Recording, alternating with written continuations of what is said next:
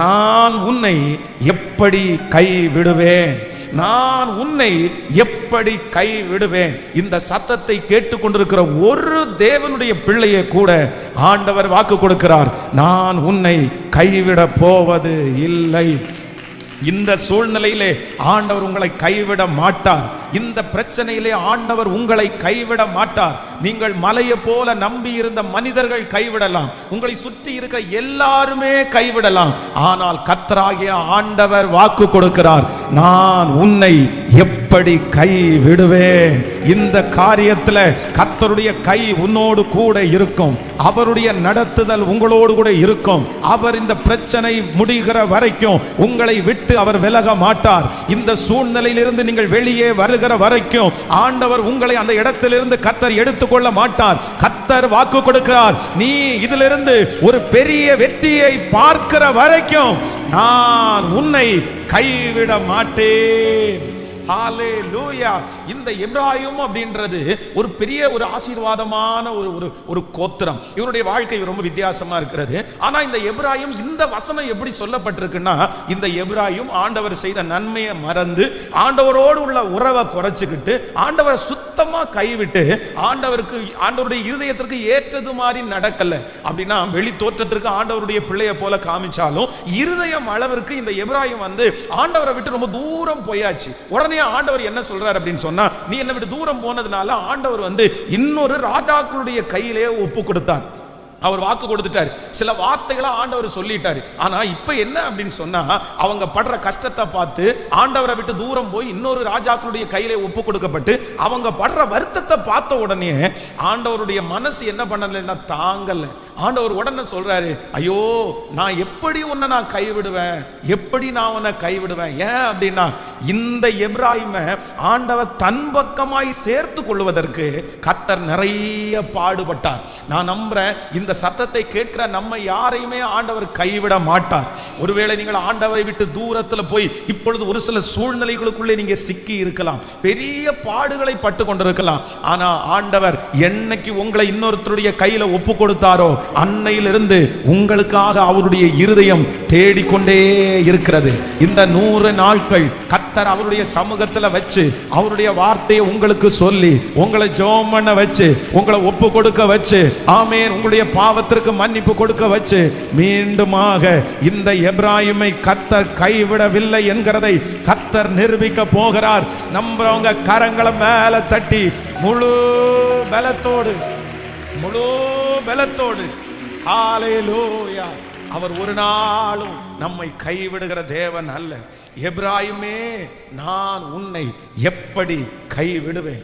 இம்மை பொழுது உன்னை நான் கைவிட்டேன், ஆனாலும் உருக்கமான இரக்கங்களால் உன்னை சேர்த்து கொள்ளுவேன். கர்த்தருடைய பிள்ளைகளை நாம் ஆராதிக்கிற தேவன் அவர் கைவிடுகிற தேவன் அல்ல.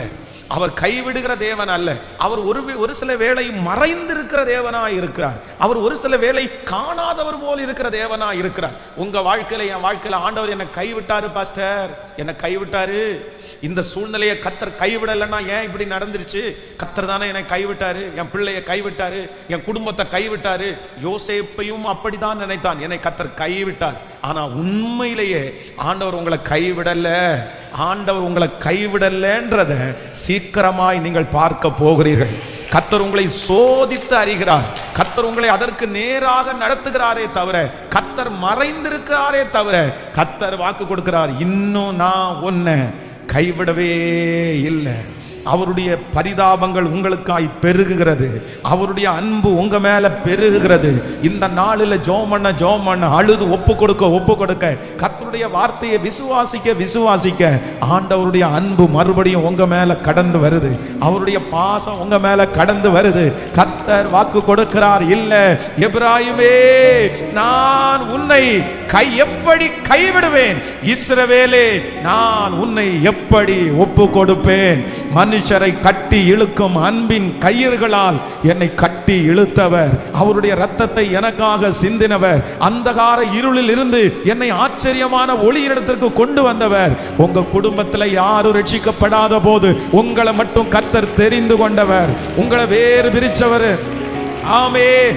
இதற்கு முன்பாக எத்தனையோ மரண கண்ணிகள் உங்களுக்கு வந்துச்சு, எத்தனையோ இடத்துல நீங்க மரிச்சு போக வேண்டியது. ஆனா கர்த்தர் அங்கிருந்தெல்லாம் உங்களை மரணத்திலிருந்து பாதுகாத்து, அம்புகளிலிருந்து பாதுகாத்து, பட்டயங்களிலிருந்து பாதுகாத்து இவ்வளவு நாள் வைத்திருக்கிற கர்த்தர் இப்ப வாக்கு கொடுக்கிறார், நான் உன்னை கைவிட போவது இல்லை. எப்ராயிமே, எப்ராயிமே, நான் உன்னை எப்படி கைவிடுவேன்? நீங்க திரும்பி வருவீங்க, நீங்க திரும்பி ஆறுதல் அடைவீங்க, திரும்பி நீங்க சுகத்தோட எழும்புவீங்க, திரும்ப ஒரு மகிமை உங்க தலையின் மேல வைக்கப்படும். நீ சகல ஆரவாரத்தோடு நீ வருவ, மேலத்த சத்தம் உன் காதுகளில் கேட்கப்படும். நீ மறுபடியும் கட்டப்படுவாய், நீ மறுபடியும் தலையிலிருந்து வாழுவாய், மறுபடியும் உன்னுடைய பிள்ளைகளை நினைத்து நீ சந்தோஷப்படுவ, மறுபடியும் சந்தோஷ சத்தம் உன்னுடைய குடும்பத்துல கேட்கும், மறுபடியும் உன்னை நான் எழுப்புவேன், மறுபடியும் உன்னுடைய கையின் பிரயாசத்தை நான் ஆசீர்வதிப்பேன், மறுபடியும் நீ கட்டுவ, மறுபடியும் நீ நடுவ, நீ மறுபடியும் நிம்மதியா நீ தூங்குவ, நீ பயப்படுத்துவார் இல்லாமல் தூங்குவாய், நீ நிம்மதியாய் தூங்குவாய், சந்தோஷத்தோடு நீ ஆலயத்திற்கு வருவாய், மகிழ்ச்சியோடு கர்த்தரை ஆராதிப்ப, மகிழ்ச்சியோடு ஆராதிப்ப. எப்ராயிமே, நான் உன்னை எப்படி கைவிடுவேன்? கர்த்தர் ஒரு இடத்துல சொல்லும் போது ரொம்ப அழகா சொல்றாரு, என்னுடைய பரிதாபங்கள் உனக்காக அப்படி அதிகமாகுது. என் மேல ஆண்டவர் ரொம்ப பரிதாபப்படுறாராமா. நான் நம்புறேன் இந்த சத்தத்தை கேட்கிற உங்க மேல யாருக்கு பரிதாபம் வருதோ இல்லையோ, சில மனிதர்களுக்கு நம்ம எவ்வளவு வருத்தப்பட்டாலும் பரிதாபம் என்கிறது வரவே வராது. பரிதாபப்படுகிற மனிதர்கள் ரொம்ப குறைஞ்சிட்டாங்க, ரொம்ப குறைஞ்சிட்டாங்க. சாகிற வரைக்கும் பரிதாபப்பட மாட்டாங்க, செத்ததுக்கு பிறகு கூட பரிதாபப்பட மாட்டாங்க. செத்ததுக்கு பிறகு கூட சொல்லுவாங்க, இவன் இப்படி நடந்தா அதனால தான் செத்து போயிட்டான், இவன் இப்படி நடந்தா அதனால தான் செத்து போயிட்டான், இவளுக்கு இது தேவை அப்படின்னு சொல்ற உலகத்துல நம்ம வாழ்றோம். யாருமே எங்க அம்மா என் மேல பரிதாபப்படல பாஸ்டர், ஆனா ஆண்டவர் மட்டும் இன்னைக்கு உங்களுக்கு வாக்கு கொடுக்கிறார், நீ என்னுடைய எப்ராயிம், நீ என்னுடைய எப்ராயிம். இந்த சத்தத்தை கேட்கிற நிறைய பேரு நீங்க கர்த்தருடைய கையில இருக்கிற எப்ராயிம். எப்ராயிம் ஆண்டவர் சொல்றார், உன்னை நான் கைவிட மாட்டேன், உன்னை நான் கைவிட மாட்டேன். அதான் கர்த்தர் இன்னொருத்தல சொல்லும் போது, உன்னை நான் மறக்கிறதானா என்னுடைய வலதுகை தன் தொழிலை இழப்பதாக. கர்த்தர் உங்களுக்கு மறுபடியும் மறுபடியும் வாக்கு கொடுக்கிறாரு, இல்ல நான் உன்னை கைவிடுகிற தேவன் அல்ல. பாஸ்டர், ஆண்டவர் என்னுடைய தப்புனால தான், ஆனா கூட கர்த்தர் உங்களை அடிச்சாலும் அணைக்கிற கர்த்தர், சோதிச்சாலும் உங்களை சரி செய்கிற கர்த்தர். ஆண்டவர் உங்களை சரி பண்ணிடுவார், கர்த்தர் உங்களை உருவாக்கிடுவார். ஆனா கர்த்தர் உங்களை என்ன பண்ண மாட்டார்னா கைவிடவே மாட்டார். இப்ப எல்லாரும் ஆண்டவரிடத்துல என்ன கேட்கணும் அப்படின்னு சொன்னா, இந்த எப்ராயிம் இடத்துல இருக்கிற ஒரு 3 விதமான ஆசீர்வாதம் இருக்குது. இந்த ஆசீர்வாதத்துல முதல் ஆசீர்வாதம் என்னன்னா, இந்த எப்ராயிம் இஸ்ரவேலுடைய 12 கோத்திரத்துக்குள்ள வரக்கூடிய நபர் அல்ல. நல்லா கவனிச்சுங்க, யாக்கோபனுடைய பிள்ளைகள் தான் கோத்திர பிதாக்கள்.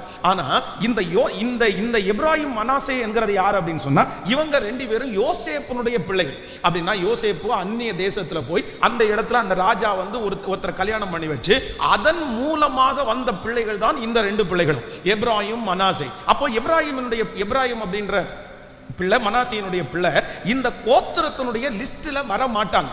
ஆனா என்ன நடக்குது அப்படின்னு சொன்னா, நீங்க அந்த வசனத்தை வாசிக்கலாமே, ரொம்ப அழகா இருக்கும் அந்த வசனம். நீங்க ஆதியாகமம் 48ஆம் அதிகாரத்தை வாசிக்கலாம். 48ஆம் அதிகாரத்தினுடைய 5வது வசனத்தை வாசிக்கலாமா? 48ஆம் அதிகாரத்தினுடைய 5வது வசனத்தை வாசிக்கலாம். நான் உன்னிடத்தில் எகிப்திற்கு வரும் முன்னே உனக்கு எகிப்து தேசத்தில் பிறந்த உன்னுடைய 2 குமாரரும் என்னுடைய குமாரர் ரூபன் சிமியோன் என்பவர்களை போல எப்ராயும் மனாசேயும் என்னுடையவர்கள். கர்த்தருடைய பிள்ளைகளே, ஒன்று நினைத்துக் கொள்ளுங்கள், இந்த இடத்துல என்ன சொல்லப்படுது அப்படின்னு சொன்னா, யாக்கோபு இப்ப யாரை சந்திக்கிறார் அப்படின்னா யோசேப்பை சந்திக்கிறார். யோசேப்பை சந்திக்கும் போது யோசேப்பு சொல்றாரு, இந்த ஊர்ல எனக்கு ஆண்டவர் 2 பிள்ளைகளை கொடுத்திருக்கிறாரு, எப்ராயிம் மனாசேன்னு 2 பேரை கொடுத்திருக்கிறாருன்னு சொன்ன உடனே அவங்க அப்பா என்ன சொல்றாரு அப்படின்னு சொன்னா, இத பாரு, நீ இதுவரைக்கும் பெத்த அந்த 2 பிள்ளைகளும் இது உன் பிள்ளைங்க இல்ல, இது உன் பிள்ளைங்க இல்ல, இது யார் பிள்ளைங்க? என்னுடைய பிள்ளைங்க. இனி பெத்து வேண்டாம், நீ வச்சுக்கோ, இனி பிறக்கிற பிள்ளைங்க எல்லாம் உனக்கு சொந்தமாகட்டும். ஆனா இப்ப இருக்கிற இந்த 2 பிள்ளைகளையும் இது என்னுடைய பிள்ளைங்க, அதுவும் யார போல என்னுடைய பிள்ளைங்க அப்படின்னு சொன்னா, ரூபன் சிமியோன் என்பவர்களை போல எப்ராயிம் மனாசே என்னுடையவர்கள். ஹல்லேலூயா. கர்த்தருடைய பிள்ளைகளே, ஆசீர்வாதத்திற்கு உள்ள அவங்க வர முடியாது, கோத்திர பிதாக்களுடைய லிஸ்ட்ல வர முடியாது. ஆனால் கர்த்தர் எப்ராயிமை முன்குறித்ததினாலே ஆண்டவர் அந்த கோத்திர பிதாக்களுடைய அந்த லிஸ்ட்ல, அந்த சந்ததி லிஸ்ட்ல கர்த்தர் எப்ராயிமை கர்த்தர் கிருபையாய் கர்த்தர் கொண்டு வந்தார். நான் நம்புகிறேன் இந்த ஜெபத்திற்கு பிறகு ஒரு அற்புதம் நடக்க போகிறது. கர்த்தர் ஒரு அற்புதம் செய்ய போகிறார். இதுவரையிலும் காலாகாலமாக சந்ததி சந்ததியாக அப்படியே தொடர்ந்து வந்திருந்த பெரிய பெரிய நபர்களை நீங்கள் பார்த்திருப்பீர்கள். ஆசீர்வதிக்கப்பட்டவர்களை பார்த்திருப்பீர்கள். அவர்கள் ஒருத்தருக்கு மட்டும்தான் அந்த ஆசீர்வாதம் சொந்தம் என்று அவர்கள் சொல்லி இருப்பார்கள். நீங்க கூட அப்படிதான் நினைச்சிருக்கலாம்.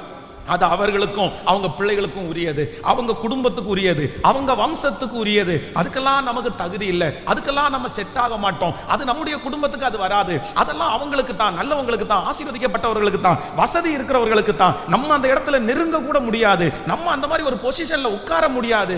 உங்களை சொல்லுகிறவர்கள் கூட உங்களை அப்படி சொல்லி இருக்கலாம். நீ எல்லாம் இதுக்கு ஆசைப்படாத, நீ எல்லாம் இதுக்குள்ள நீ வராத, உனக்கெல்லாம் இதுக்கு தகுதியே கிடையாது, உங்க வம்சத்துக்கு தகுதி கிடையாது, நீ இந்த இடத்துல தான் உட்காரணும், நீ இது அழைக்கப்பட்டவன், உனக்கு இந்த வேலை, உனக்கு இவ்வளவுதான் எதிர்காலம், நாங்கெல்லாம் அப்படிப்பட்டவங்க, நாங்கெல்லாம் அப்பவே வந்தவங்க, எங்க முற்புதாக்கள் எல்லாம் இதிலே வந்தவங்க.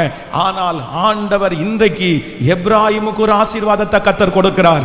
என்ன கொடுக்கிறார்னா, நீ அந்நிய தேசத்திலே பிறந்திருந்தாலும், நீ யோசேப்புனுடைய மகனா இருந்திருந்தாலும், கோத்திர பிதாக்களுடைய லிஸ்ட்ல எப்படி கர்த்தர் எப்ராயிமை கொண்டு வந்து வைத்து அழகு பார்த்தாரோ அதே போல கர்த்தர் வாக்கு கொடுக்கிறார். எப்ராயிமே, நான் உன்னை எப்படி கைவிடுவேன், எப்படி கைவிடுவேன்? தகுதியே இல்லாத ஒருவனை கர்த்தர் மீட்டெடுத்து யாக்கோபனுடைய வம்சத்திலே கர்த்தர் கொண்டு வந்து கோத்திர பிதாக்களாய் மாற்றினது போல கர்த்தர் இன்று வாக்கு கொடுக்கிறார். உன்னை முன்னணியிலே இருக்கிற மனிதர்களோடு கர்த்தர் கொண்டு வந்து உட்கார வைக்க போகிறார். இனி அந்த தெருவிலே அவர்கள் மட்டுமல்ல, கர்த்தர் உங்களுக்கு ஒரு ஆயத்தம். இந்த இடத்தை நெருங்க முடியாது என்று சொல்லி நினைத்த இடத்தை, உட்கார முடியாது என்று சொன்ன பதவியை, ஹல்லேலூயா, யாருக்கும் கிடைக்கவே கூடாத அந்த இடத்தை கர்த்தர் வாக்கு கொடுக்கிறார். உங்களுக்கும் உங்கள் பிள்ளைகளுக்கும் கர்த்தர் தருவேன் என்று நம்புறவங்க கரங்களை முழுவதுமாய் தட்டி முழு பலத்தோடு விசுவாசிக்கிறவர்கள் thank you Jesus, thank you Jesus, thank you Jesus, ஹல்லேலூயா. சட்டத்தின்படி எனக்கு இல்லாத இடத்தை, ஆமென், மற்றவர்களுடைய கருத்தின்படி எனக்கு கிடைக்காத ஒரு இடத்தை, என்னுடைய குடும்பத்திற்கு வம்சத்திற்கு தகுதி இல்லாத ஒன்றை கூட என் தேவனாகிய கர்த்தர் என்னை எப்ராயிமாய் மாற்றினபடினால் அந்த இடத்துல என்னை கொண்டு வந்து வைக்கிறதற்கு கர்த்தர் வல்லவராய் இருக்கிறார். ஹல்லேலூயா.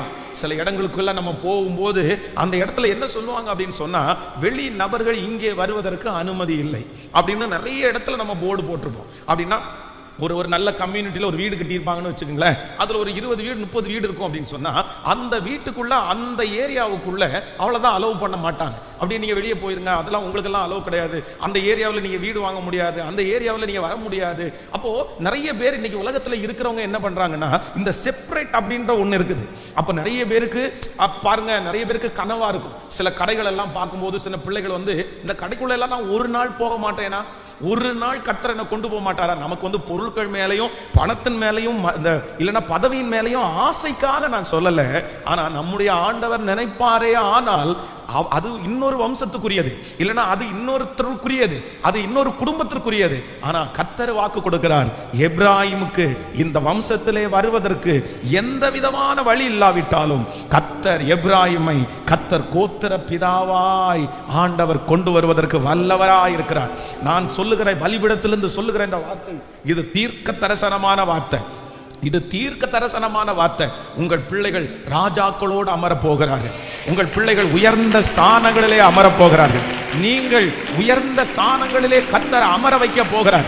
இது உண்மை, இது உண்மை, இது உண்மை. ஆமென். எகிப்தின் சம்பாத்தியம், எத்தியோப்பியாவின் வர்த்தக லாபம், நெடிய ஆட்களாகிய சபையரின் வர்த்தக லாபம் தாண்டி உங்களிடத்திற்கு வந்து உங்களுடையதாகும் என்று சொன்னது போல, ஆமென், வம்சமாய் காலா காலமாய் நாட்களாய் பெரிய பெரிய அச்சீவ்மெண்ட் பண்ணி பெரிய பெரிய இடத்தை பிடித்து அது யாருக்கும் விட்டு தர மாட்டேன், விட்டு கொடுக்க முடியாத இடத்துல இருக்கிற அநேகருக்கு ஆண்டவர் கிருபைப்படுகிறார்.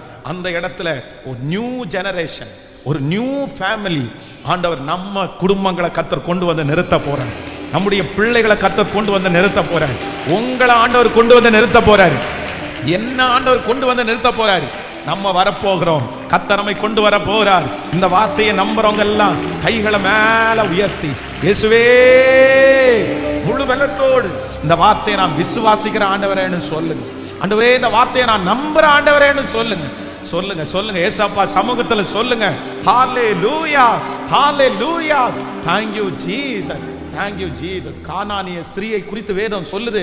அவங்க என்ன சொல்றாங்க அப்படின்னு சொன்னா, ஆண்டவர் சொல்றாரு, பிள்ளைகளுடைய அப்பத்தை எடுத்து நாய்க்குட்டிகளுக்கு போடக்கூடாதே அப்படின்னு சொல்றாரு. உடனே இந்த அம்மா என்ன சொல்றாங்க அப்படின்னு சொன்னா, ஆண்டவரே பிள்ளைகளுடைய கையிலிருந்து விழுகிற அந்த மேஜையிலிருந்து விழுகிற துணிக்கையினால நாங்க திருப்தி ஆவோம்ல. சொன்ன உடனே ஆண்டவர் சொல்றாரு, எப்பா எங்க ஜனங்களுக்குள்ளே இப்படிப்பட்ட ஒரு விசுவாசத்தை நான் என்ன பண்ணல, பார்க்கவே இல்லை. அப்படியே பாத்தீங்கன்னா உள்ள வந்துட்டாங்க பாருங்க. இதுவரைக்கும் ஆசீர்வாதத்திற்கு அந்த ஃபேமிலி தகுதியானது இல்லை, அந்த ரட்சிப்புக்கு அந்த ஃபேமிலி தகுதியானது இல்லை, ஆனா உள்ள வந்துட்டாங்க. அதே போல ஆண்டவர் ஒரு மதியான நேரத்தில் இருக்கும்போது வேதம் சொல்லுது, ஒரு ஸ்திரீ வராங்க. அவங்களுக்கு ஏற்கனவே 6 புருஷன் இருக்கு. அந்த ஒரு பெரிய ஒரு சாப்டர் இருக்குது. ஆனா இந்த ஸ்திரீ ஆண்டவர் தண்ணி கேட்கிறாரு. தண்ணி கேட்ட உடனே அவங்களுக்கு விசுவாசம் இருக்கு. அவங்க சொல்றாங்க, ஊர்ல போய் எல்லாருக்கும் ஆண்டவர் வந்திருக்காருன்னு சொன்ன உடனே வேதம் சொல்லுது, அவங்க என்ன பண்ணிட்டாங்கன்னா தூரத்துல இருந்த அவங்க இப்ப ஆண்டவருடைய அன்புக்குள்ள, அந்த அரவணைப்புக்குள்ள வந்துட்டாங்க. ஆமென். வேதத்துல ராகாப் என்கிற ஒரு வேசியை குறித்து வேதம் சொல்லுது. அவங்களை குறித்து சொல்லும் போதே அவங்களுடைய பட்டப்பேர் இல்லைன்னா அவங்களுடைய வேலை அந்த மாதிரி ரொம்ப ஒரு வித்தியாசமானது. ஆனா 2 பேரும் உள்ள போறாங்க, அந்த வேவு பார்க்க போறாங்க. அவங்கள ரொம்ப பத்திரமா பாதுகாத்து, இவங்களுக்குள்ளே இருக்கிற அந்த ஸ்பிரிட், இவங்களுக்குள்ளே இருக்கிற அந்த பரிசுத்தம், இவங்களுக்குள்ள இருக்கிற அந்த ஜெபஆவி அந்த அம்மாவுக்குள்ள போகுது. அந்த அம்மா நம்புறாங்க, விசுவாசிக்கிறாங்க. நான் ஆண்டவர் உங்களை சந்திக்கும் போது என்ன கூட்டிட்டு போவீங்களா? இப்ப பாத்தீங்க அப்படின்னா அந்த விசுவாச பட்டியல்ல இந்த அம்மாவுடைய பேரை உள்ள கர்த்தர் கொண்டு வராரு. அது எப்படிங்க கொண்டு வர முடியும்? அது எப்படிங்க கொண்டு வர முடியும்? உலகத்துல இருக்கிற மனுஷன் கொண்டு வர முடியாது, உலகத்துல இருக்கிற மனுஷன் கொண்டு வர மாட்டான். ஆனா என் கர்த்தர் நினைப்பாரே ஆனால் முக்கியமான இடத்துல, மெயினான இடத்துல, ஹalleluya ஹalleluya. அதுதான் எனக்கு சத்துருக்கள் மத்தியிலே பந்தியை ஆயத்தப்படுத்துகிற கர்த்தர். எனக்கு இந்த வார்த்தையை பிரசங்கம் பண்ணும்போது எனக்கு தெளிவா தெரியுது. நான் அதை ஆவியில களிப்போட இந்த வார்த்தையை சொல்றேன், ரொம்ப மகிழ்ச்சியோட இந்த வார்த்தையை சொல்றேன். இந்த சத்தத்தை கேட்கிற நிறைய பேரை கர்த்தர் மெயின் லிஸ்ட்ல, இதுவரையிலும் ஆக்குப்பை பண்ணிட்டு இருந்தவங்க மத்தியில, இதுவரையிலும் குடிச்சிட்டு இருந்தவங்க மத்தியில, நாங்க இதை விட்டு தர மாட்டோம்னு சொல்லிட்டு இருந்தவங்க மத்தியில, இந்த இடத்துல யாருமே வர முடியாதுன்னு சொன்ன இடத்துல, எங்களுக்கு காலகாலமா அது எங்களுக்கு தான் சொந்தம்னு சொன்ன அத்தனை பேருக்கு முன்னாடி கர்த்தர் சிலரை முன்னணியிலே கர்த்தர் கொண்டு வருகிறார், கொண்டு வருகிறார். என்னை ஆண்டவர் கொண்டு வருகிறார், என் குடும்பத்தை ஆண்டவர் கொண்டு வருகிறார். ஹalleluya. என் பிள்ளைகளை ஆண்டவர் கொண்டு வர்றாரு. கைகளை மேல உயர்த்தி நான் நம்புறேன். இந்த வார்த்தை எனக்கு தான், இந்த வார்த்தை என் தலை மேல இருக்கட்டும். பெரிய பெரிய தொழில் செய்றவர்களுக்கு முன்பாக ஆண்டவர் உங்களை கொண்டு வந்து நிறுத்த போறார். அதே போல ஆண்டவருடைய பெரிய பெரிய ஊழியத்தை செஞ்சவங்க மத்தியில ஆண்டவர் சம்பந்தமே இல்லாத, தொடர்பே இல்லாத உங்க குடும்பத்திலிருந்து ஒரு பிள்ளையை அபிஷேகித்து ரட்சிச்சு கிருபைகளை கொடுத்து கர்த்தர் கொண்டு வந்து வைக்க போறாரு. கர்த்தர் கொண்டு வந்து வைக்க போறாரு. இல்ல புறக்கணிக்கப்பட்ட அந்த இடத்துல தான், thank you jesus, இதெல்லாம் அடைய முடியாதுன்னு சொன்ன இடத்துல, அந்த இடத்துல கொண்டு வந்து வைக்க போறாரு. எபிராயிமே உன்னை எப்படி கை விடுவேன். ஆமென். கரங்களை தட்டிக்கொண்டே அந்த வார்த்தையை பாடி ஹalleluya. எபிராயிமே உன்னை எப்படி கை விடுவேன், இஸ்ரவேலே உன்னை எப்படி ஒப்பு கொடுப்பேன், எபிராயிம் உன்னை எப்படி கைவிடுவேன், இஸ்ரவேலே உன்னை எப்படி ஒப்பு கொடுப்பேன், எபிராயிமே உன்னை எப்படி கைவிடுவேன், இஸ்ரவேலே உன்னை எப்படி ஒப்பு கொடுப்பேன், எபிராயிமே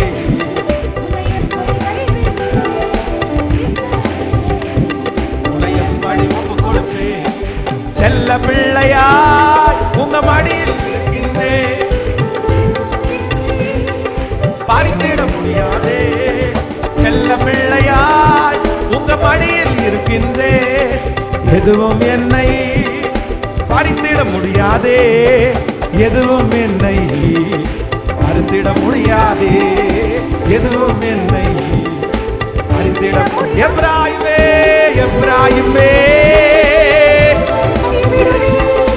இஸ்ரவேலே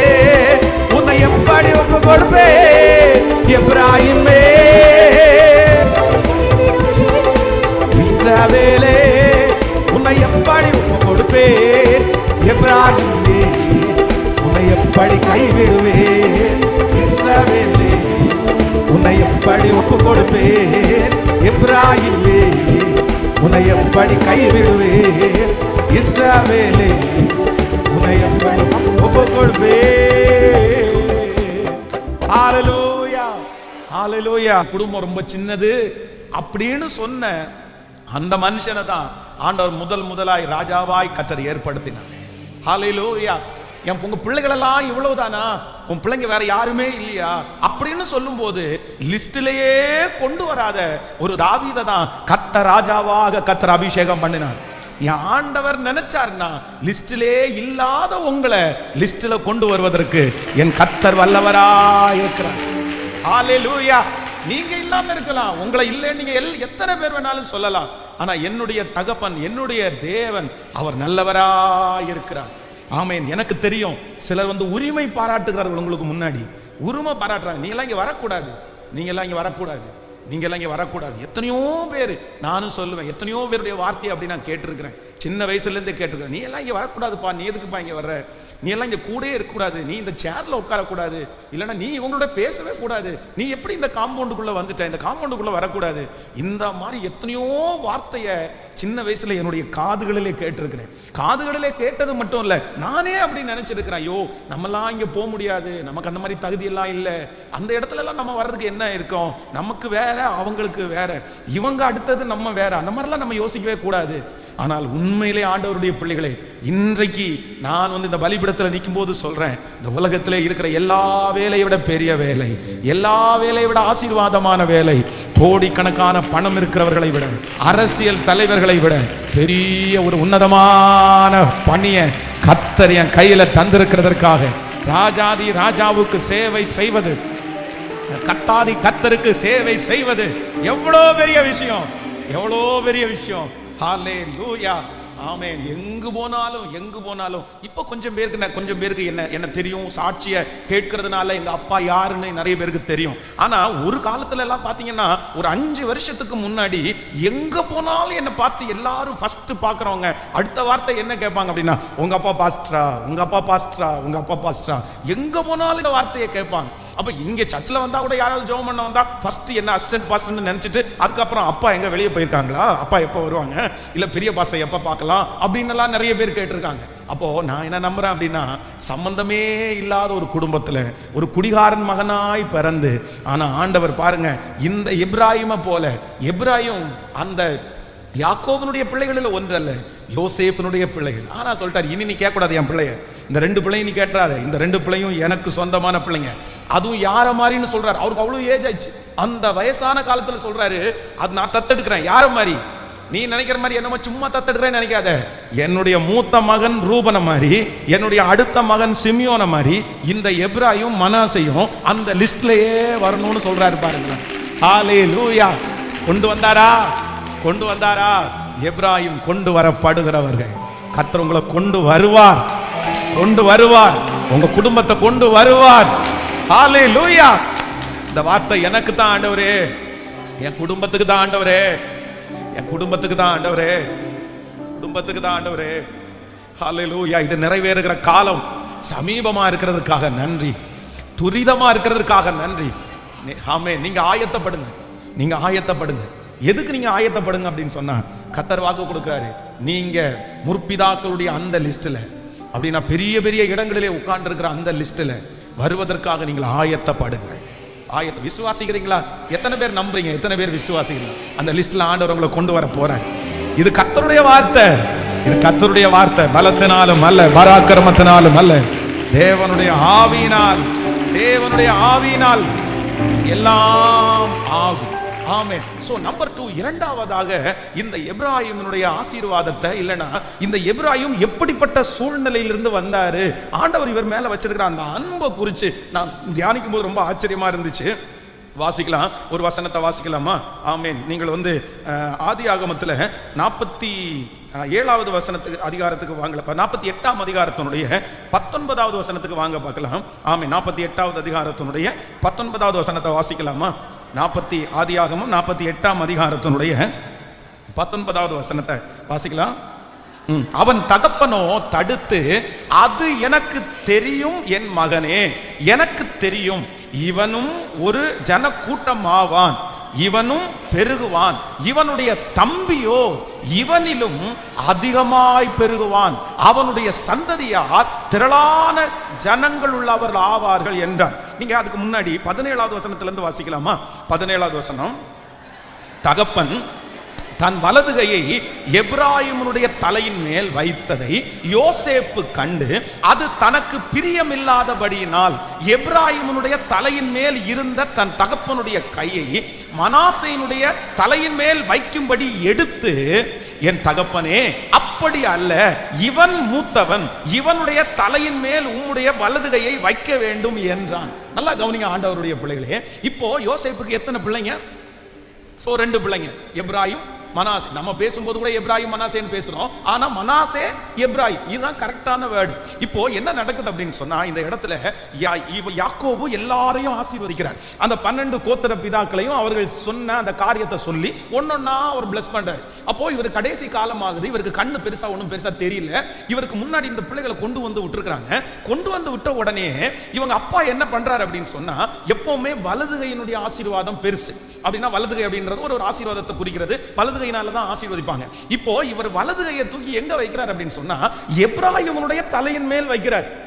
வச்ச உடனே நீங்க அதுல வாசிக்க முடியும், அந்த 17வது வசனத்தை வாசிக்கும் போது நமக்கு ரொம்ப நல்லா தெரியும். தன் தகப்பன் வலதுகையை எப்ராயிமுடைய தலையின் மேல் வைக்கிறதை யோசேப்பு கண்டு, அது தனக்கு, ஹலோ யாருக்கு? யோசேப்புக்கு பிரியம் இல்லாதபடினால். யாரு? இவர் அப்பா, அதுவும் யோசேப்பு. இதுவரைக்கும் யோசேப்பினுடைய கேரக்டரை நம்ம எப்படியெல்லாம் வாச்சிருக்கிறோம்? புறக்கணிக்கப்பட்டு, அப்பாவை நேசிச்சு வந்து பாடுபட்டு, இப்ப அவருக்கு 2 பிள்ளைங்க பிறக்கிறாங்க. ஆனா அவர் ஒருவேளை நியாயமா சொல்லலாம், எப்பவுமே மூத்த பிள்ளைங்க மேல சிலருக்கு பாசம் இருக்கும், இல்லைன்னா சில சின்ன பிள்ளைங்க மேல பாசம் இருக்கும். அது வந்து சூழ்நிலையை பொறுத்து. அந்த வீட்டுல அந்த பிள்ளைங்க எப்படி வளர்றாங்க, எப்படி கீழ்ப்படுகிறாங்க, எப்படி பாசமா இருக்கிறாங்க, அதை வச்சு நிறைய நேரத்துல தகப்பனாருடைய தாயாருடைய அன்பு வந்து கொஞ்சம் வேறுபடும், கொஞ்சம் மாறி மாறி வரும். அப்போ இந்த இடத்துல வந்து சரி, எங்க அப்பா வைக்கிறது கரெக்ட், எங்க அப்பா வச்சது மாதிரி நம்ம அது கூட இடத்துல போய் குறுக்க இது பண்ண வேண்டாம் அப்படின்னு யோசேப்பு நினைக்கல. வேதம் சொல்லுது, எப்ராயிமுடைய தலையின் மேல யாக்கோபு கைய வச்ச உடனே அவங்க அப்பாவுக்கு என்ன இல்லை அப்படின்னு சொன்னா, அதுக்கு ரொம்ப இஷ்டம் இல்லை, பிரியம் இல்லை. உடனே இப்ப என்ன பண்றாரு அப்படின்னு சொன்னா, அந்த கையை என்ன பண்றாரு? ஏன்னா அவருக்கு தான் கண்ணு தெரியல, அவருக்கு தான் ரொம்ப வயசாயிடுச்சுல்ல, ஒரு பிரியம் இல்லாதபடினால் எப்ராயிமுடைய தலையின் மேல் இருந்த தன்னுடைய தகப்பனுடைய கையை எடுத்து. ஹலோ, இன்னைக்கு இந்த சத்தத்தை கேட்கிற யாரோ ஒருத்தருக்கு ஆண்டவர் தீர்க்க தரிசனமா சொல்றாரு, நீங்க எப்ராயிம் ஃபர்ஸ்ட் நம்பர் 1, முதலாவதாக எப்ராயிம் வந்து ஆசீர்வாதத்துக்குரியவன் அல்ல, வெற்றிக்குரியவன் அல்ல, உயர்வுக்குரியவன் அல்ல. ஆனா அப்படி இருந்த உங்களை கர்த்தர் வரிசையில கொண்டு வருவேன் ஃபர்ஸ்ட் வாக்கு கொடுத்தாரு. ஆண்டவர் எப்ராயிமை வரிசையில கொண்டு வந்தார், பிதாக்களுடைய வரிசையில கர்த்தர் கொண்டு வந்தார், ராஜாக்களுடைய வரிசையில கர்த்தர் கொண்டு வந்தார், பெரிய பெரிய தலைவர்களுடைய லிஸ்ட்ல கர்த்தர் கொண்டு வந்தார், தகுதியே இல்லாத இடத்துல கர்த்தர் கொண்டு வந்தார். இது ஆண்டவருடைய தீர்க்க தரிசனமான வார்த்தை. நிச்சயமாய் அப்படியே நடக்கும். கர்த்தர் அதை செய்வதற்கு கர்த்தர் வல்லவரா இருக்கிறார். ஆனா இந்த இடத்துல வேதம் சொல்லுகிறது, தன்னுடைய தகப்பனுக்கே என்ன இல்லைன்னா விருப்பம் இல்லை. தன்னுடைய தகப்பனார் வந்து அவன் செய்வான், அவன் இருக்கட்டும், அவன் சின்ன பையன் தானே, அவன் மேல எனக்கு ஒரு பெரிய எக்ஸ்பெக்டேஷன் இல்லை, அவன் மேல ஒரு பெரிய எதிர்பார்ப்பு இல்லை. மூத்தவன் நல்லா செய்வான், இவன் நல்லா செய்வான், இவன் மேல எனக்கு நிறைய ஒப்பீனியன் இருக்குது, இவன் அப்பவே நல்லா படிக்கிற ஆளு, இவன் அப்பவே எல்லாத்தையும் முடிச்சுட்டு வர ஆளு, எனக்கு இவன் மேல ஒப்பீனியன் இருக்குது, இவன் மேல சுத்தமா இல்ல அப்படின்னு தன்னுடைய வச்ச கையை எடுத்து இப்ப எங்க வைக்கிறார் அப்படின்னு சொன்னா, மனாசேயினுடைய தலையின் மேல் வைக்கும்படி எடுத்து. அடுத்த 18வது வசனத்தை வாசிக்கலாம். என் தகப்பனே அப்படி அல்ல, இவன் மூத்தவன், இவனுடைய தலையின் மேல் உம்முடைய வலதுகையை வைக்க வேண்டும் அப்படின்னு கட்டளையா சொல்றான், வைக்க வேண்டும் என்றான். அவன் தகப்பனோ பரலோக தகப்பனோ, உங்களை வேறு பிரிச்ச தகப்பனோ, உங்களை உருவாக்குன தகப்பனோ தடுத்து அது எனக்கு தெரியும் மகனே. இன்னைக்கு நிறைய பேரை பார்த்து ஆண்டவர் ஒரு வார்த்தை சொல்றாரு. நிறைய பேர் உங்களை பற்றி பெரிய பெரிய சர்டிபிகேட்ஸ் எல்லாம் கொடுக்குறாங்க, கூட பிறந்தவங்களே உங்களை குறித்து சர்டிபிகேட் கொடுக்குறாங்க, பெத்த அம்மா அப்பாவே உங்களை குறித்து சர்டிபிகேட் கொடுக்குறாங்க. அதுவா அந்த பையனா அந்த பொண்ணா? பாசத்தினாலதான். உங்களுடைய கணிப்பை வச்சு, உங்களுடைய திறமையை வச்சு, நீங்க எப்படி இருக்கிறீங்கன்றதை வச்சு, அவங்க முன்னாடி நீங்க எப்படி நடந்துக்கிறீங்கன்றதை வச்சு ஒவ்வொரு அம்மாவுக்கும் ஒவ்வொரு அப்பாவுக்கும் ஒரு யோசனை இருக்கும். ஆனா பரலோக தகப்பன் மட்டும் சொல்றாரு, அது எனக்கு தெரியும். யாரை ஆசீர்வதிக்கணும்னு எனக்கு தெரியும், யாரை நிறுத்தணும்னு எனக்கு தெரியும், யார் முன்னாடி வருவா யார் பின்னாடி வருவான்னு பரலோக அப்பாவுக்கு தெரியும். உங்களையும் என்னையும் அழைத்த தேவனுக்கு தெரியும். அவர் வாக்கு கொடுக்கார். ஆகாது என்று தள்ளப்பட்ட கல் மூளைக்கு தலைக்கல்லாய் மாறும். இது கர்த்தராலே ஆயிற்று. நம்முடைய கண்களுக்கெல்லாம் இது ஆச்சரியமாய் இருக்க போகிறது. எஸ், ஆமென். தகப்பனுக்கே விருப்பம் இல்லை என்றாலும், மேனேஜருக்கு விருப்பம் இல்லை என்றாலும், கூட இருக்கிறவர்களுக்கு விருப்பம் இல்லை என்றாலும், சொந்தக்காரர்களுக்கு விருப்பம் இல்லை என்றாலும், கர்த்தர் விரும்பினபடியினால் ஹல்லேலூயா, எனக்கு தெரியும் இவனும் ஒரு ஜனக்கூட்டம் ஆவான், இவனும் பெருகுவான், இவனுடைய தம்பியோ இவனிலும் அதிகமாய் பெருகுவான், அவனுடைய சந்ததியார் திரளான ஜனங்கள் ஆவார்கள் என்றான். ஹல்லேலூயா. இன்றைக்கு இந்த 11வது நாள் ஆண்டவருடைய வார்த்தை சிலருக்கு நேருக்கு நேர் கடந்து வருகிறது. கர்த்தர் வாக்கு கொடுக்கிறார். நீங்கள் உயர்வதை நீங்கள் வளருவதை சிலர் விரும்புகிறவர்கள் யாரும் இல்லை. உங்களை ஒரு பொருட்டாக கூட நிறைய பேர் எடுக்கல. ஆமேன். அப்படி உங்களுக்கு வந்தால் கூட இல்லை, இதுக்கு இவங்க தகுதி இல்லைன்னு அளவுக்கு சொல்ற அளவுக்கு தான் நிறைய பேர் உங்களை சுற்றி இருக்காங்க. நீங்களும் எப்ராயிமை போல வாயை திறந்து நான் நான் அந்த ஆசீர்வாதத்திற்கு தகுதியான ஆள் தான் சொல்ல கூட முடியாம நீங்க வாயடைச்சு போயிருக்கலாம். ஆனா வேதம் சொல்லுகிறது, ஆண்டவருடைய பாசம் யார் மேல வருது அப்படின்னா, ஆண்டவருடைய விருப்பம் யார் மேல வருதுன்னா எப்ராயிம் மேலேயே வருது. யாரு தடுத்து நிறுத்தினாலும் நான் நம்புகிறேன் தாண்டி உங்களிடத்திற்கு வரும். யாரும் தடுத்து நிறுத்த முடியாது. உங்க உயர்வை தடுத்து நிறுத்த முடியாது. உங்களுடைய மேல் நோக்கி போகிற அந்த உயர்வை தடுத்து நிறுத்த முடியாது. உங்களுக்கு கொடுக்க போகிற ப்ரமோஷனை யாரும் தடுத்து நிறுத்த முடியாது. உங்களுக்கு கொடுக்க போகிற சம்பள உயர்வை யாரும் தடுத்து நிறுத்த முடியாது. அப்பாவுக்கே விருப்பம் இல்லைன்னாலும், அம்மாவுக்கே விருப்பம் இல்லைன்னாலும் நான் நம்புறேன், அப்பாவுக்கு முன்னாடி அம்மாவுக்கு முன்னாடி ஒரு நாள் கர்த்தர் உங்களை சாட்சியாய் நிறுத்துவார். இந்த சத்தத்தை கேட்கிற யாரோ ஒருத்தருடைய வீட்டில் இப்படிப்பட்ட ஒரு சூழ்நிலை கடந்து போகலாம். பாஸ்டர், தம்பியை மட்டும்தான் பாஸ் முன்னாடி வைக்கிறாங்க, அண்ணனை மட்டும்தான் பாஸ் முன்னாடி வைக்கிறாங்க. என் குடும்பத்தில் நான் தான் தேவையில்லாத ஒரு பொருள், என் குடும்பத்தில் புறக்கணிக்கப்பட்டவன் நான் தான் பாஸ்டர், என் கையில் பணம் இல்லைன்னு அப்படி நினைக்கிறாங்களா தெரியல, இல்லைன்னா எதனால இப்படி ஒதுக்குறாங்கன்னு எனக்கு தெரியல. ஆனால் என் குடும்பத்தில் எல்லாரும் நான் விழுந்தா சந்தோஷப்படுவாங்க, நான் ஒன்றும் இல்லைன்னா போனேன்னா சந்தோஷப்படுவாங்க, எனக்கு ஏதாவது கிடைச்சா பொறாமப்படுறவங்க தான் ரொம்ப அதிகமாக இருக்காங்க. ஆனாலும் கர்த்தர் மட்டும் உங்க பக்கத்தில் வந்து நின்று சொல்கிறார், நீங்க ஒரு எப்ராயிம், உன் மேல இருக்கிற அபிஷேகம் எப்ராயிம், உன் மேல இருக்கிற அபிஷேகம் எப்ராயிம். எத்தனை பேர் தடுத்து நிறுத்தினாலும் ஆண்டவர் அதை கேட்க மாட்டார். அவர்களை பார்த்து ஆண்டவர் சொல்லுவார், அது எனக்கு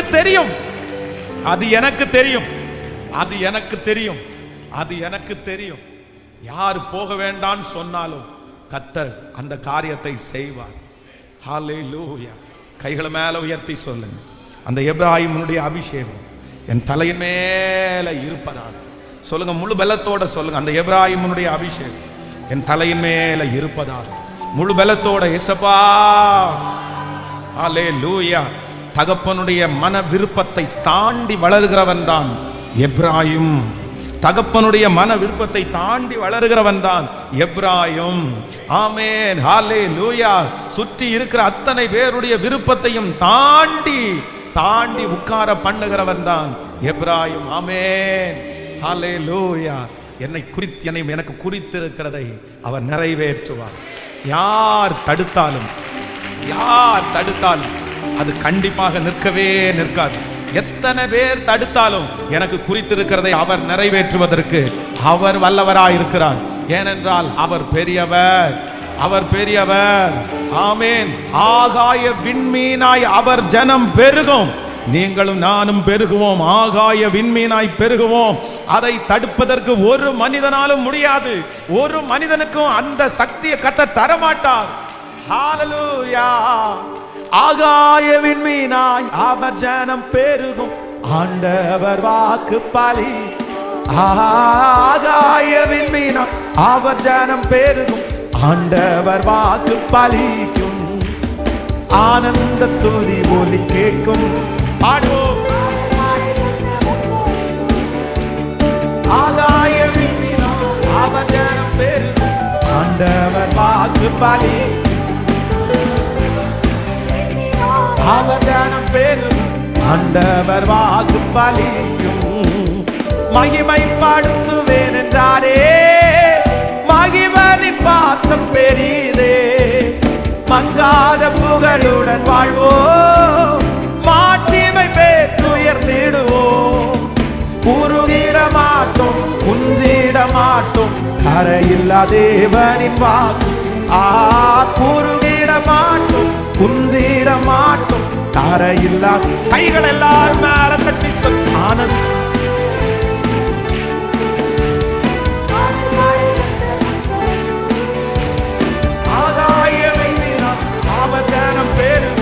ஆண்டவர் வாக்கு பலி. ஆகாயவின் மீனம் அவர் ஜனம் பெருகும், ஆண்டவர் வாக்கு. பாடுவோம். யாக்கோபு நடுங்கிடுவானோ, யாக்கோபின் தேவன் துணையே, அமெரிக்கை வாழ்வை அழைப்போ, ஆண்டவர் மாறும் சுகிப்போ. பதறாத வாழ்வு, சிதறாத மனம், பரிசாக தேவன் அருள். பதறாத வாழ்வு, சிதறாத மனம், பரிசாக தே. கைகள் எல்லாரும் மேல தட்டி பாடும். ஆனந்த துதி.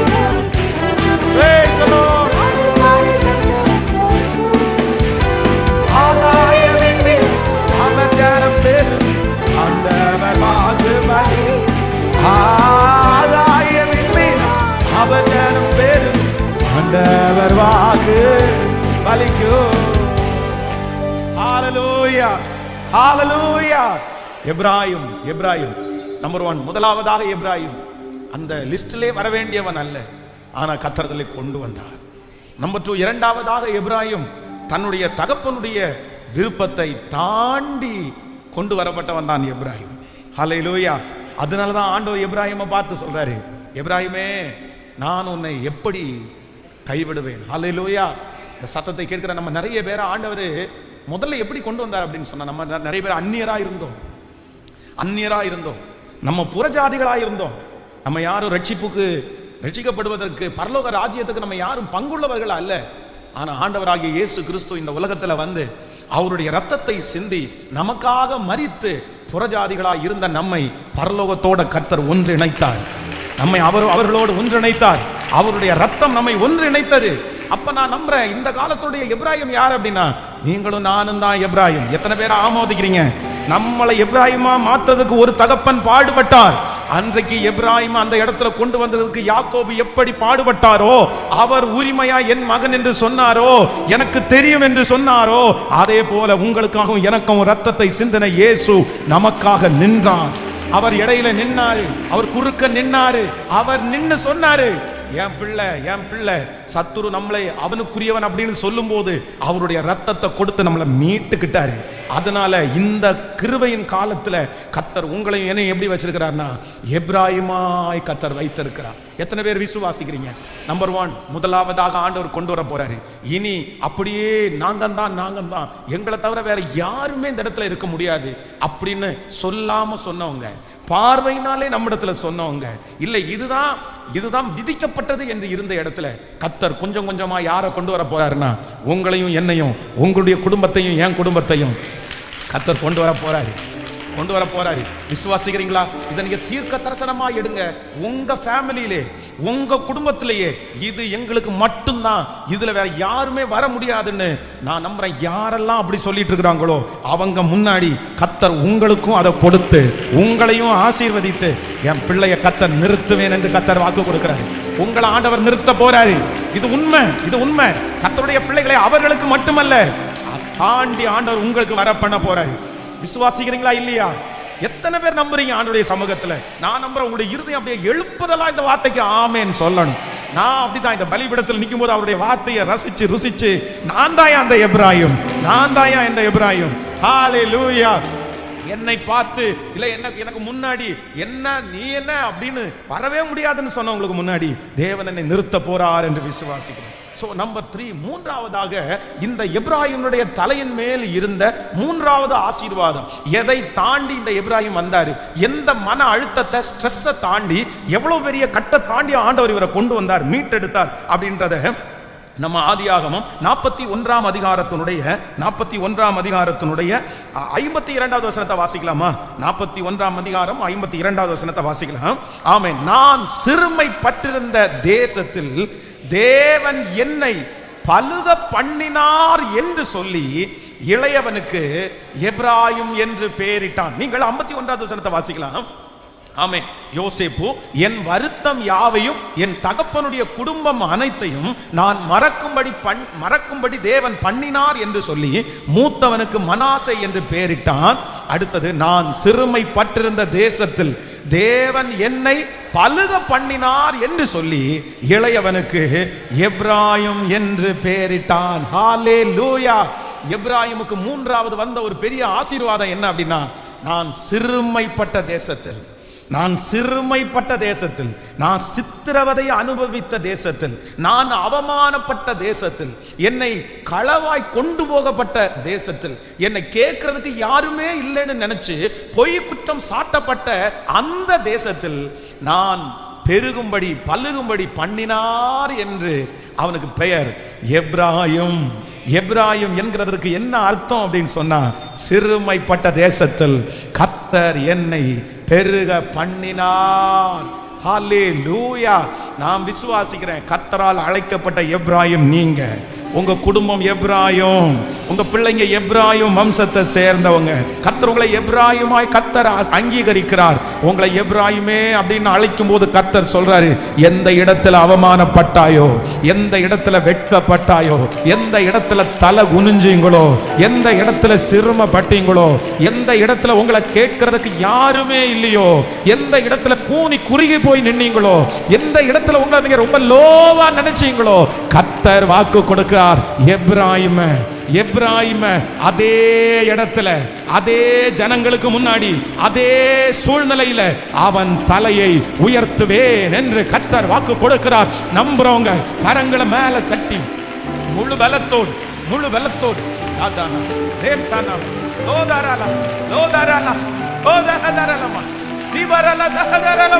அந்த மகிமை ஒவ்வொருவர் மேலும் இப்போ ஆயத்தப்படுத்துங்கப்பா.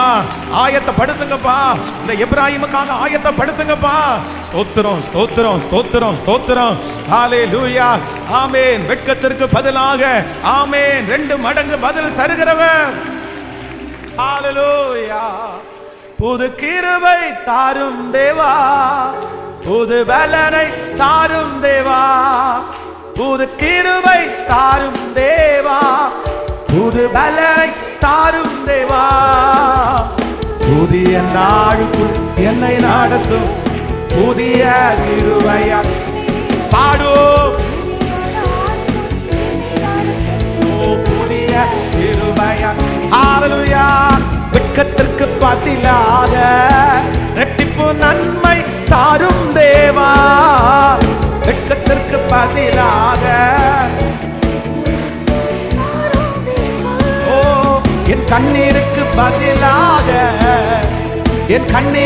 பதிலாக ஆனந்த காளிப்பை தாரும் தேவா, ஆனந்த காளிப்பை தாரும். கைகளை மேல தட்டி சொல்லுவோம், புது கிருபை தாரும் தேவா. இயேசுவே கிருபப்பா. புதிய நாளுக்குள் என்னை நடத்தும் புதிய கிருபையால் என்னை, புதிய நாளுக்குள் என்னை நடத்தும் புதிய கிருபையால். ஹல்லேலூயா. ஆரம்பம் அற்பமானாலும் முடிவு, ஆரம்பம் அற்பமானாலும் முடிவு சம்பூர்ணமா. குறைவுகள் நிறைவாகட்டும், எல்லா வறட்சி செழிப்பாகட்டும், எல்லா வறட்சி செழிப்பா. இப்ப சொல்லுவோம், புது கிருபை தாரும் தேவா. இயேசுவே கிருபை கிருபை ஒவ்வொருவர் மேல். புதிய நாளுக்குள் என்னை நடத்தும் புதிய கிருபையா. கிருபை கிருபை கிருபை கிருபை கிருபை ஊற்றப்படும் ஊற்றப்படும் புதிய கிருபை. சவால்கள் சவால்கள் சந்தித்திட உலகத்தில் ஜெயம் எடுக்க. சவால்கள் சந்தித்திட இந்த உலகத்தில் ஜெயம் எடுக்க. உறவுகள் சீர்பொருந்த, குடும்ப உறவுகள் சீர்பொருந்த, சமாதானம் நான் பெற்றிட தேவ சமாதானம். இப்ப கைகளை மேல தட்டி ஒரு கிருபை கேளுங்க. Praise the Lord.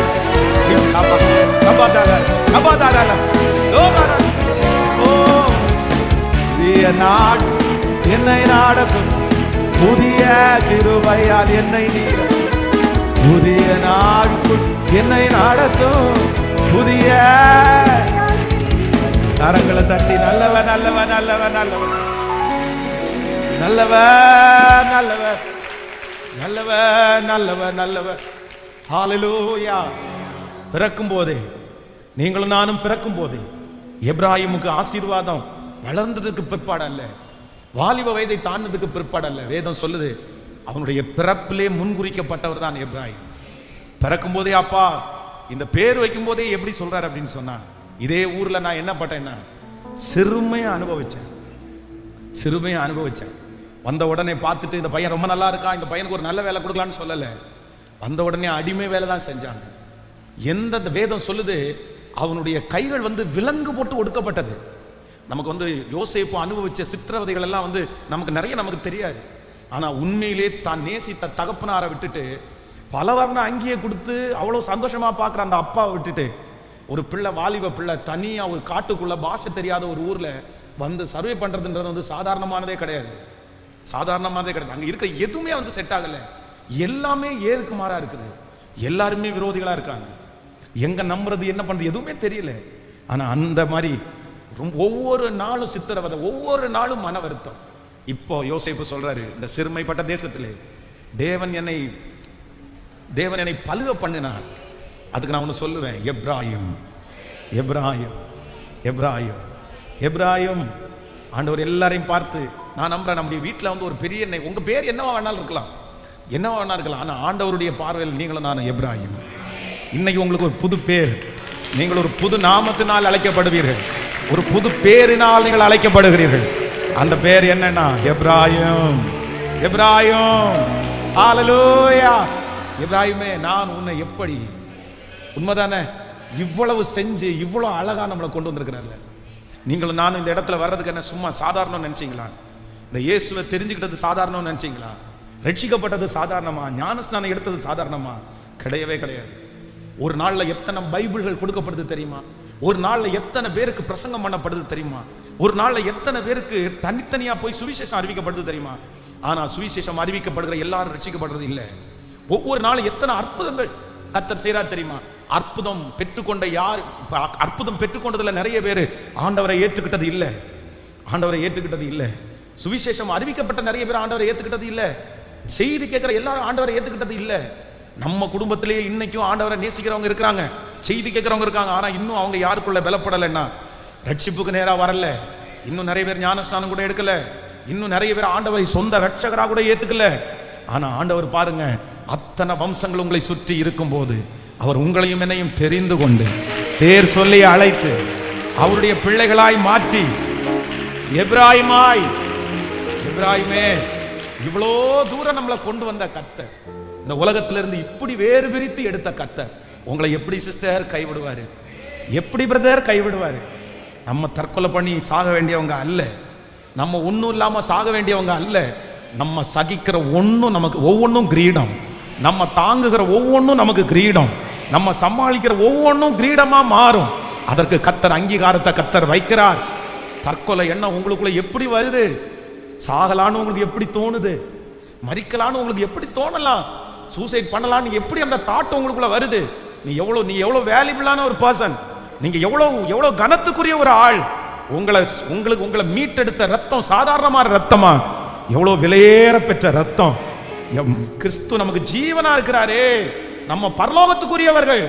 உங்களை என்னையும் பார்க்கும்போது பிசாசு நடுங்குது பிரதர், நடுங்குது சிஸ்டர். பிசாசுக்கு வேற யாரு மேலையும் கவனம் இல்ல, நம்ம மேலதான் கவனம். அதனாலதான் நமக்கு சோதனை கொடுக்கிறான். இவ்வளோ பெரிய ஆசீர்வாதமான இந்த ஜனமாகிய நம்ம சின்ன சின்ன விஷயத்துக்காக, உலக விஷயத்துக்காக இந்த வாழ்க்கை வேண்டான்னு நினைக்கலாமா? ஆண்டவரை தூசிக்கலாமா? முடிக்கலாமா? நீங்க சொல்லணும், நம்ம எவ்வளவு பெரிய காரியத்தை கர்த்தர் நமக்கு கொடுத்திருக்கிறாரு, எவ்வளவு பெரிய விலையேற பெற்றவர்கள். ஹல்லேலூயா. நிறைய பேருக்கு தெரியாது, உங்களுக்கு சுத்தி இருக்கவங்களுக்கு தெரியாது. அதை பிடிச்சு கவலைப்படாதீங்க. இனி உங்க வாயிலிருந்து நான் சாகணும்ன்ற எண்ணம் வரக்கூடாது, அந்த வார்த்தை வரக்கூடாது உங்க வாயிலிருந்து. அப்படி ஒருவேளை அந்த வார்த்தை வந்துச்சுன்னா தயவு செய்து இன்னைக்கு மன்னிப்பு கேளுங்க. தெரியாம சொல்லிட்டேன் ஏசப்பா, தெரியாம சொல்லிட்டேன் ஏசப்பா. இங்க வயசான பாட்டிய காலில் தட்டி மிதிச்சு சாப்பாடு தட்டை அப்படியே உருட்டி காலில் தட்டி சாப்பிடுன்னு சொன்ன அந்த தாய், அந்த வயசான அம்மா இங்க இருந்து கண்ணை மூடி பரலோகத்துல மாளிகையில போய் உட்கார்ந்துட்டு இருக்குது. அப்படி நெற்றியில கிரீடங்களோட உட்கார்ந்து இருக்குது. இந்த உலகத்துல இருக்கிற பெத்த பையனுக்கு அந்த அம்மாவை பற்றி என்ன எவ்வளவு வேல்யூன்னு தெரியல, சொந்தக்காரங்களுக்கு தெரியல. ஆனா பரலோகத்துல தூதர்களுக்கு, பரலோகத்திற்கு தெரியும் இவங்க எவ்வளவு வேல்யூ உள்ள பர்சன் அப்படின்னு தெரியும். அதனால நான் நம்புறேன் பரலோகத்திற்கு தெரியும், உங்களை குறிச்சு தெரியும். அதனால நீங்க வாழணும், வெற்றி உள்ள ஒரு சந்ததியை பெற்றெடுக்கணும். நீங்க எப்ராஹிம், நீங்க எப்ராஹிம். இப்ப இந்த 3 ஆசீர்வாதத்தையும் சொல்லிட்டே எழுப்பி நின்று ஜெபம் பண்ண போறோம். நம்பர் 1, ஹல்லேலூயா. எப்ராஹிம் சட்டப்படி, மனுஷனுடைய சித்தப்படி இல்ல வம்சாவளியாய் அந்த ஆசீர்வாதத்துக்குள்ளே வர முடியாவிட்டாலும் அந்த ஆசீர்வாதத்திலே இணைக்கப்பட்ட ஒருவன், சேர்க்கப்பட்ட ஒருவன்.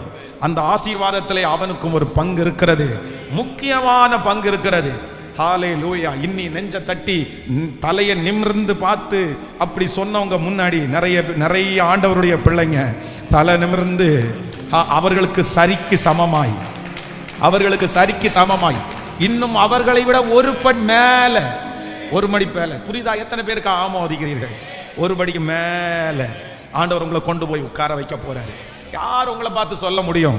யார் சொல்ல முடியும் நாங்க தான் ரொம்ப பெரிய ஆளுன்னு? கர்த்தர் சொல்றாரு. ஹல்லேலூயா. அவங்க வம்சமாய் தொடர்ந்து கொண்டே இருந்தாலும் இடையில உங்களை கர்த்தர் கொண்டு போவாரு.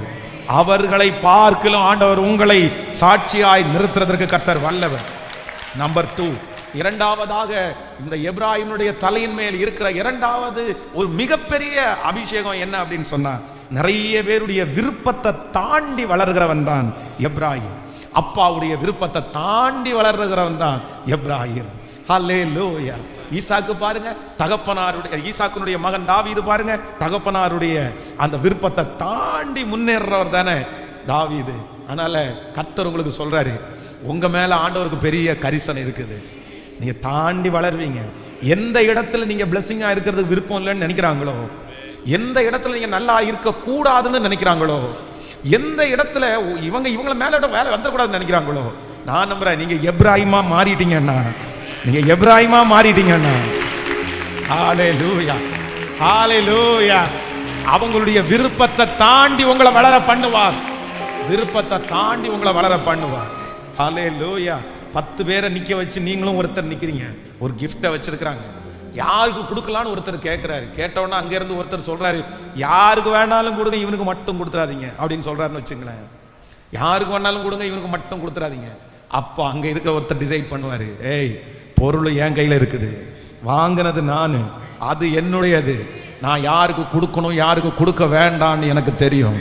நான் நம்புறேன் கொடுக்க வேண்டான்னு சொல்ற அத்தனை பேர் மத்தியிலையும் நான் இவனுக்கு தாண்டா கொடுப்பேன், இவனுக்கு தாண்டா கிடைக்கும், இந்த பிள்ளைக்கு தாண்டா. கைகளை தட்டி கர்த்தர் உருவாக்குறார், சீர்படுத்துகிற ஆண்டவர், ஸ்திரப்படுத்துகிற ஆண்டவர். ஆயத்தமாகுங்க, இந்த 100 நாட்களும் ஆயத்தமாகுங்க. உங்களுடைய ஆண்டவர் உங்களை 90 வயசு வரைக்கும் உட்கார வைக்க போறாரா, 100 வயசு வரைக்கும் இருக்க போறீங்களா எனக்கு தெரியல. ஆண்டவருடைய வருகை எப்போ வரும், அதுக்கு முன்னாடி கூட வரலாம், எனக்கு தெரியல. ஆனா எனக்கு ஒண்ணு தெரியும், நீங்க உயிரோடு இருக்கிற நாளெல்லாம் நீங்க வெற்றியா வாழ்றதற்கு இந்த 100 நாள்ல கர்த்தர் உங்களை ஆயத்தப்படுத்துறாரு, இந்த 100 டேஸ்ல உங்களை ஆயத்தப்படுத்துறாரு. இந்த இந்த 100 டேஸ் நீங்க அற்பமா நினைச்சிடாதீங்க. இந்த 100 டேஸ்ல ஆண்டவர் சொல்லுகிற ஒவ்வொரு வார்த்தையும் இது ஒரு நாள் கதை கிடையாது. இது நம்முடைய வாழ்நாள் முழுக்க சந்ததியா தொடர போகுது. இதை நீங்க விசுவாசிங்க, இது நடக்கும். அவருடைய வார்த்தை பெண் மான்களை ஈனும்படி செய்யும். அவருடைய வார்த்தை காதேஸ் வனாந்தரத்தை அதிர பண்ணும். கைகளை மேல உயர்த்தி, இயேசுவே நீர் என்னை எப்ராயுமாய் யாத்தானா மரஹதரம், சத்தத்தை உயர்த்தி எப்படி எப்படி கைவிடுவார் ஆண்டவர்? என்னை சீர்படுத்துகிறவர். இந்த 100 நாட்களும் அவருடைய வார்த்தை ஒவ்வொரு நாளும் புதுமை புதுமையா எனக்கு நேராய் கடந்து வந்துட்டே இருக்குது. இந்த சத்தம் எந்த வீட்டுல தொனிக்குதோ, எந்த காதுகள்ல தொனிக்குதோ, ஆமென். ஆன்லைன்ல லைவ்ல இருக்கிற அன்பு பிரதர் சிஸ்டர், தாய் தகப்பனே, இல்ல ஆண்டவர் உங்க மேல பெரிய திட்டமே வச்சிருக்கிறாரு. நீங்க எபிராயம், உங்க மூத்த மகன் ஒரு எபிராயம், உங்க மகள் ஒரு எபிராயம், உங்க சின்ன மகன் ஒரு எபிராயம், உங்க சின்ன பொண்ணு ஒரு எபிராயம். ஹalleluya.